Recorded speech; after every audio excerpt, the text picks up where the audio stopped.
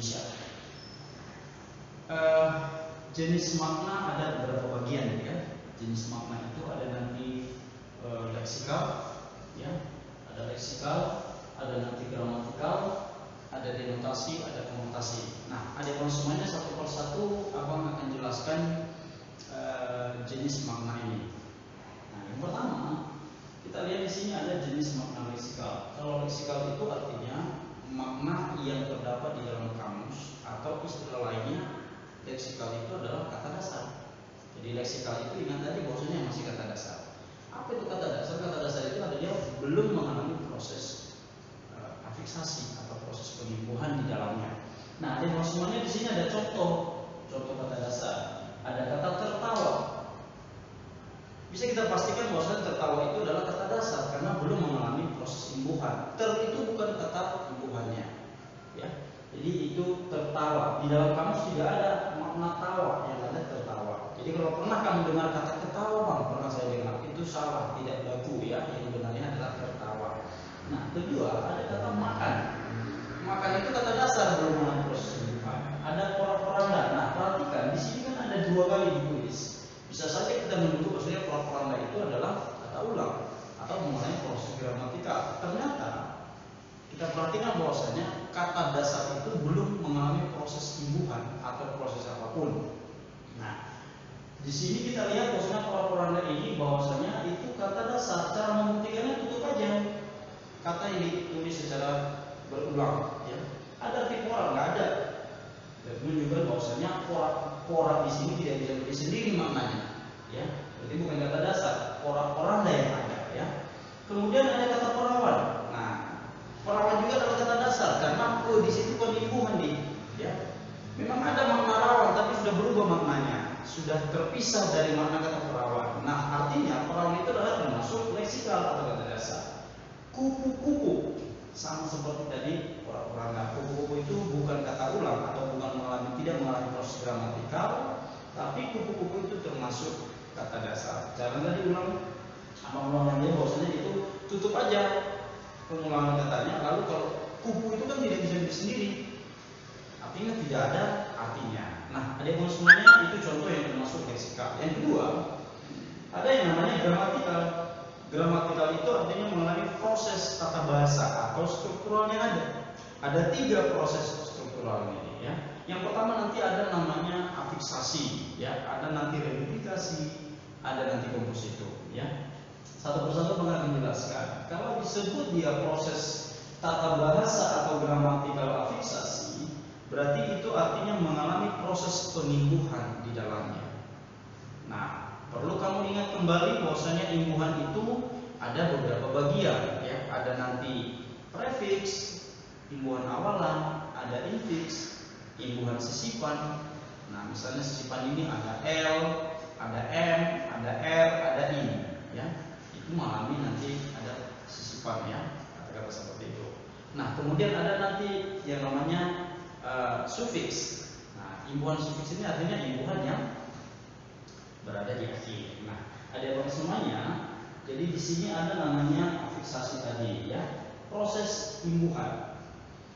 Contoh yang mengalami proses imbuhan misalnya pelayan. Pelayan bukan kata dasar. Kata dasarnya adalah pelayan. Di situ sebagai imbuhan, ya. Melawan, kata dasarnya adalah lawan, ya. Imbuhannya adalah Kemudian ada mengantuk. Kata dasarnya adalah kantuk. Imbuhannya adalah mengalami proses alomorf atau proses pengimbuhan menjadi Nah, di dalamnya ada lagi nanti kata gemetar. Nah, itu tadi yang Bang sebut ada infiks, yang disebut dia adalah sisipan. Nah, pada kata gemetar ini mengalami proses imbuhan, sisipan. Kata dasarnya adalah getar. Apa sisipannya atau apa imbuhannya di dalam, yaitu M, ya. Seruling, sering kita dengar kata seruling. Seruling itu bukan kata dasar, tapi itu adalah imbuhan atau mengalami proses imbuhan. Karena seruling itu bukan kata dasar. Kata dasarnya adalah suling, mengalami sisipan R di dalamnya. Nah, kemudian bisa juga kita cari misalnya kata gelombang. Gelembung, bukan gelombang. Kalau gelombang kata dasar, gelembung. Gelembung itu kata dasar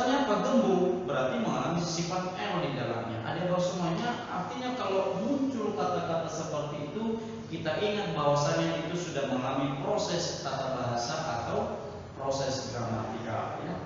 Nah, ini jadi masih banyak contoh-contoh yang lain yang merupakan proses gramatikal dalam afiksasi. Kemudian yang kedua akan dijelaskan yang namanya proses gramatikal yang kedua adalah reduplikasi.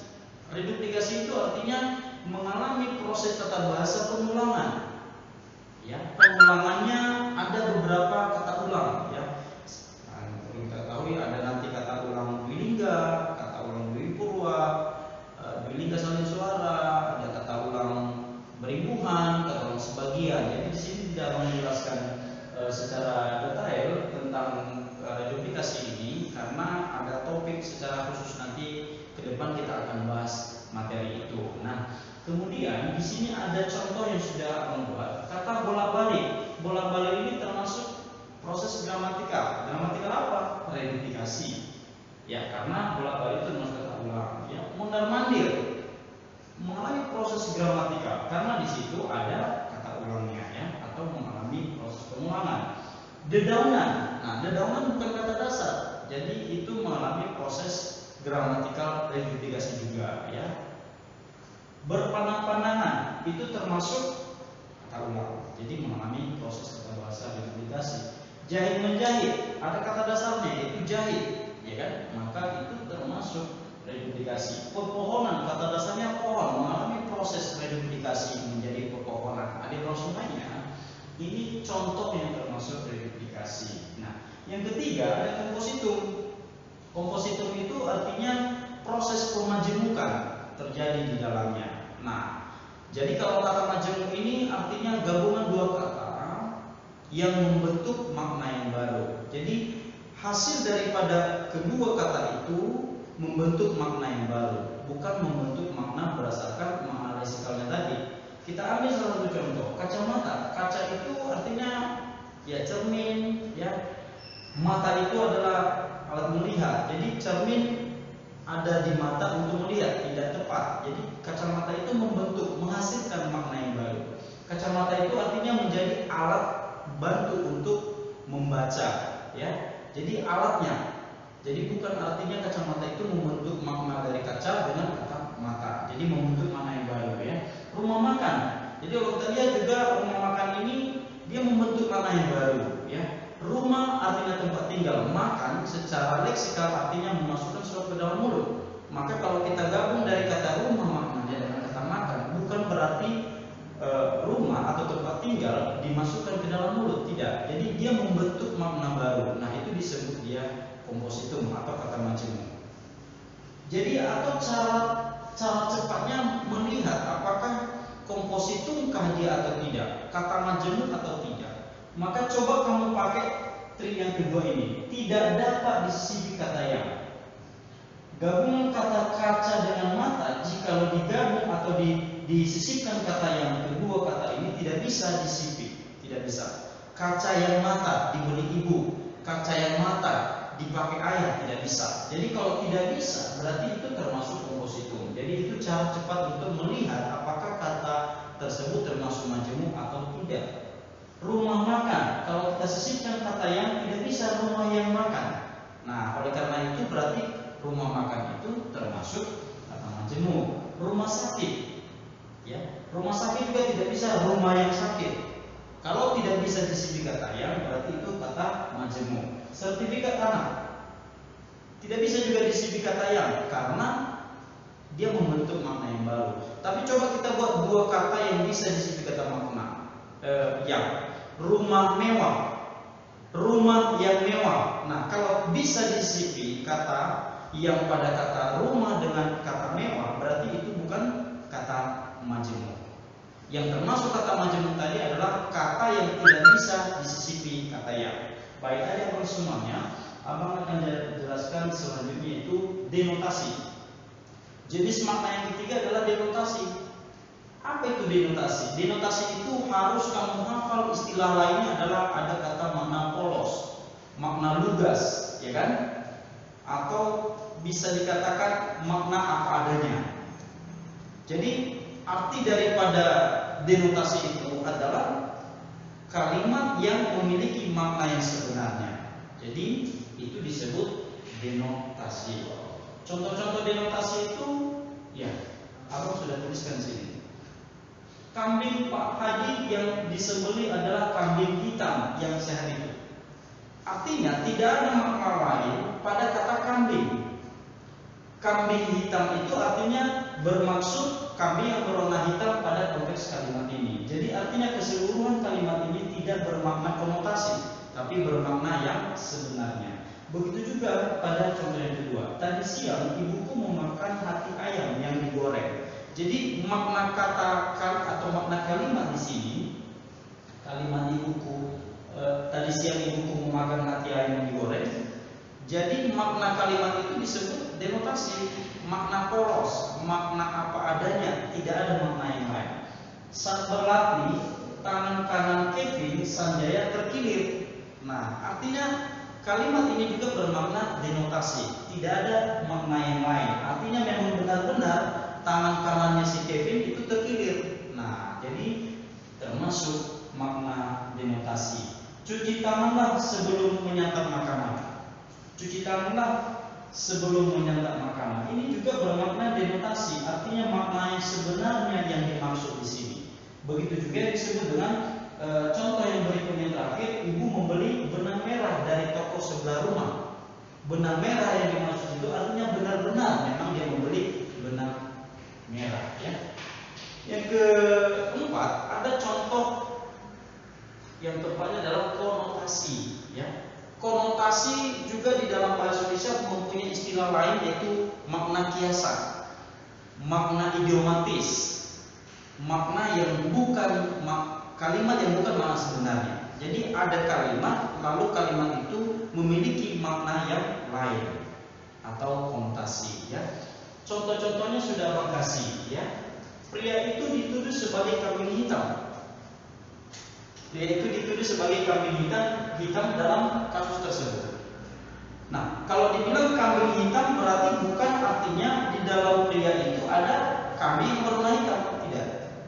Bermaksud yang lain, bermakna kiasan yang lain. Kambing hitam itu artinya menjadi orang yang biangnya atau pemicu masalah. Oke? Jadi adik-adik semuanya, pria itu sudah dituduh atau dia sebagai kambing hitam dalam kasus tersebut, berarti bermakna konotasi. Lain tadi di sini.